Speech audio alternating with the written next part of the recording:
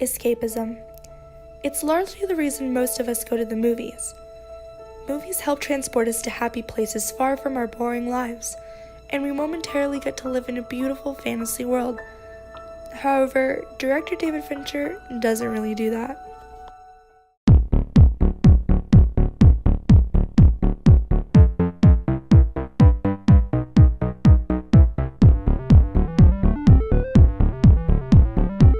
Where most filmmakers try to leave you with an inspiring moment or a happy ending, David Fincher leaves you with the sense that maybe the world is way more fucked up than you originally thought.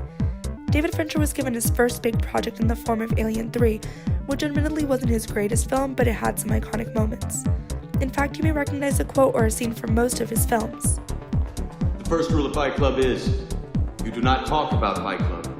If you guys were the inventors of Facebook, you'd have invented Facebook. What's in the box? What's in the fucking box? Sure, his films have undeniably great plots, characters, and crazy twists, but there's something more to his films that always seems to draw me in. To take a closer look at what it is about his films that do this, I decided to focus on his 5 most successful movies: Seven, Fight Club, Zodiac, The Social Network, and Gone Girl. I've narrowed it down to the fact that Fincher creates an undeniable dark atmosphere that pulls you into the character's life. When you're done watching one of his films, it takes a moment to snap back into reality, and he does this using 3 main directorial strategies: framing, movement, and visual stylization.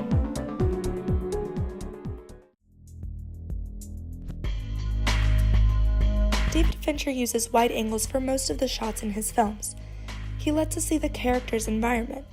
Fincher uses this environment to tell us a lot about the characters, like in these 2 opposing scenes from Fight Club. In the beginning of the movie, the narrator is seen in his office. Everything around him is bleak and in order to represent his mundane office life. Later in the movie, as he takes a downward spiral, he is seen again in the same setting, equally as bleak, but everything's a mess, a representation of his descent into madness. Fincher shows us the setting of the characters, which lets viewers feel like they're in the same room.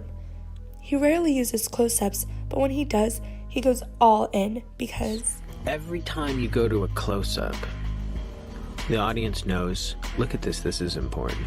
You have to be very, very cautious and careful about when you choose to do it.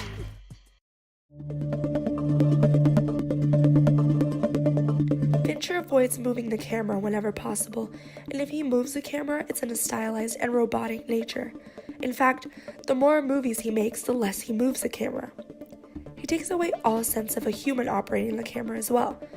He avoids handheld movements at all costs. He only uses them once in Zodiac, once in The Social Network, and 5 times in Seven, which is the most he's ever used. Even when he does use handheld, he uses it for a reason. Take the scene in Seven.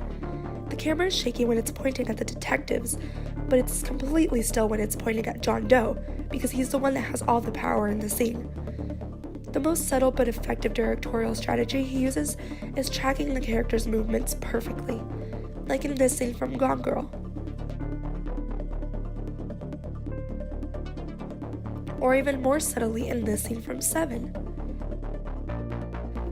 These are the subtle movements that allow viewers to subconsciously connect with the scene. These techniques would not give the same effect without the distinct visual stylization of his work.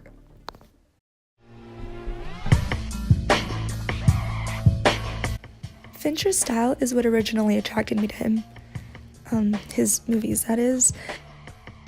This grungy, dirty world he creates is there to further along this idea that the world is kind of a terrible place. He makes Harvard look a little less prestigious, and Missouri looks like a place I would never want to live in. It's all in the lighting. The colors he uses are usually cold and dark, staying in the blue and green range. Not only that, but he underexposes most of his shots. This literal darkness matches the dark subject matter of his movies. Sometimes less is more, and David Fincher is a master at this. Subtle movements, a cool color palette, and no over-the-top angles. All of these things contribute to his films. Even if you don't like his movies, consider rewatching them and look out for these subtle but masterful things. And if you've never seen one of his films, Why?